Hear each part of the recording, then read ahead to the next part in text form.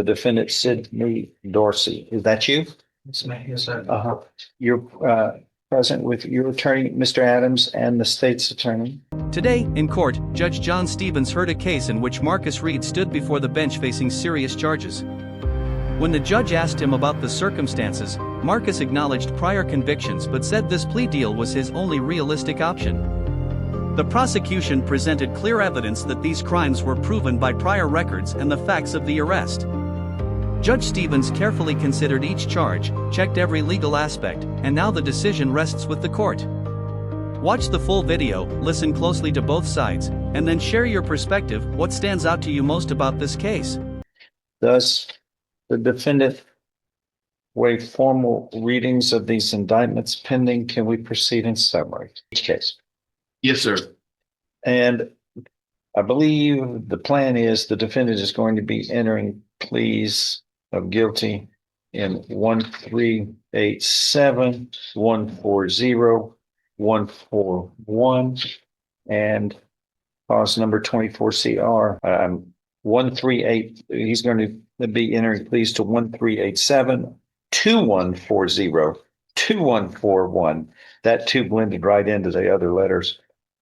And then 24 CR 2142 is to be dismissed. Yes, sir. Okay, so let's try 1387 first. Does the defendant in each of these cases waive formal readings of the indictments and the arraignments? Can we proceed in summary? Yes, sir. In 24 CR 1387, in summary, this indictment alleges that on or about April 29th, 2024, in Jefferson County, Texas, you committed the third-degree felony of unlawful possession of a firearm by a felon. Do you understand what you're charged with here, sir? Yes, sir. Which carries with it, if convicted, a term of not more than 10 years or less than 2 years in prison. In addition, a fine may be assessed not to exceed $10,000. Do you understand? Yes, sir. An agreement's been reached here. You would be pleading guilty, sentenced to 8 years confinement to run concurrently with 2 other cases. Is that your understanding of the agreement? Yes, sir. If I follow this, you have no right of appeal. And then one case is going to be dismissed. But the other cases that we're going to be doing today, right? They all run concurrently together, right? Everything's Is running. that what you understand? Yeah. If I follow this, you have no right of appeal of your case. Do you understand? Sir. How do you plead to this charge? Guilty or not guilty? That's a question.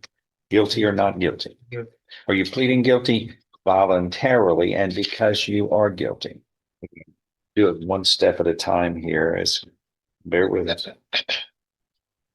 Okay, I'm going to put 1387 on hold for just a minute. I'm going to go next to 2140. 24 CR 2140. Does the defendant waive a formal reading of this indictment? Can we proceed in summary? In summary, this indictment alleges that on or about September 8th, 2024 in Jefferson County, Texas, you committed the third-degree felony of tampering or fabricating physical evidence with intent to impair its availability as evidence in an investigation or official proceeding relating to this offense. Do you understand what you're charged with there? Yes, sir.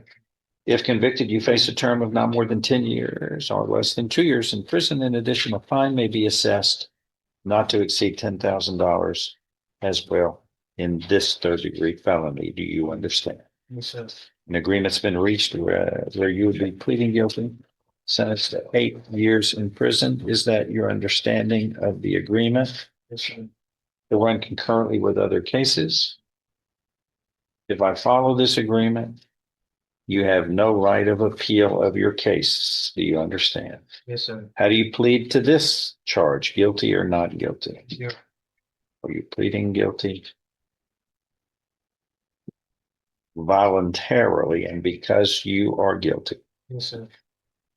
This one, I'm going to put that one on hold for a few moments and go to 24 CR 2141. We proceed in summary, and does it waive a formal reading on this case as well? Yes. In summary, this case alleges that on or about September 8th, 2024 in Jefferson County, Texas, you committed the state jail felony of evading arrest or detention with previous conviction. Or convicted of evading arrest or detention on August 25th, 2021 in this criminal district court. And on September 9th, 2021 in County Court at Law number 2 of Jefferson County, Texas. So this quote, paragraph 1 and 2, which is the first count of this allegation, constitute a state jail felony. So you got 2 8s and this is a 6-year? Is that what y'all did? Yes. 6. Why? I'm just curious. You had an 8, an 8, and a 6. They're all running concurrently. Why not 8? What was different about this one? Nothing besides, Judge, this was a state jail that was bumped up to a third. I know, but carries with it up to 10 years in Correct. prison, just like the others. Correct. Okay, all right. Which 2 paragraphs after the first one do we go on? The first one on page 2, so paragraph 3. And Which ones? paragraph 3 and 4. A little unusual. Let me make sure that we're walking through this correctly. Okay, paragraph 1 consists of 2 parts.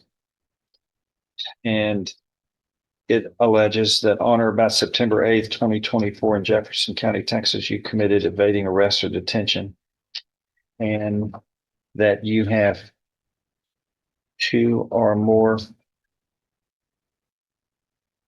prior convictions of evading arrest or detention. And that makes this a state jail felony, either paragraphs 1 and 2 or parts 1 and 2 of the first paragraph. Do you understand? And how do you plead to that? Guilty or not guilty? Are you pleading guilty voluntarily and because you are guilty? And these prior convictions in 2021 of evading arrest or detention with a motor vehicle in 21-36785 and September 9th, 2021 in cause number 325984, and those 2 convictions in this criminal district court and in the county court at law number 2 of Jefferson County, Texas, are those all true and correct as they are alleged? And are you pleading true and correct to those prior convictions voluntarily and because those are true? Yes, sir. And paragraphs 3 and 4 allege that you were convicted on August 25th, 2021 in this criminal district court of 2 other burglaries of buildings, state jail felonies, cause numbers 19-32817, and that's alleged in paragraph 3, or arguably 2, but it's not part of the first crime alleged. And then the next paragraph is another state jail felony of burglary of a building, August 25th, 2021, out of this court in cause number 19-33083. Are those allegations all true and correct as they are alleged? And are you pleading true to those voluntarily and because all of those allegations are true? Yes, sir. All right, that constitutes then a state jail felony punished as though it were a 3rd-degree felony. In that case, that means, again, you're facing no less than 2 nor more than 10 years confinement in prison, and a fine up to $10,000 can be assessed. Do you understand? Agreement's been reached where you would be pleading true and sentenced to 6 years in prison. In that case, to run concurrently with the 2 previous cases. Is that your understanding of the agreement? Yes, sir. If I follow this agreement, you have no right of appeal of your case. Do you understand? Yes, sir. So once again, in this case, 22-141, how do you plead to paragraph 1? And it's kind of divided into paragraph 2, but it's part of the state jail felony of evading arrest or detention. Or are those allegations true and correct? And are you pleading guilty to that set of allegations of 2 prior evading arrest or detention with a motor vehicle, which makes this a state jail felony rather than a misdemeanor? Yes, sir. She has taken. And paragraphs 3 and 4, which allege those prior burglaries of buildings and which were disposed of in this court on August 25th, 2021. In paragraphs 3 and 4, are those allegations true and correct as they are alleged? And are you pleading true and correct to that voluntarily? Yes, sir. All right. I'm going to show you what's marked as State's Exhibit 1. Did you sign that document? Thank you. Help me out, Langston. Oh, There we go. Did you sign that document voluntarily? Understand it? Discuss it with your attorney? Or the contents all true and correct? The State's Exhibit 1 tendered into evidence. No Without objection. objection, it's admitted.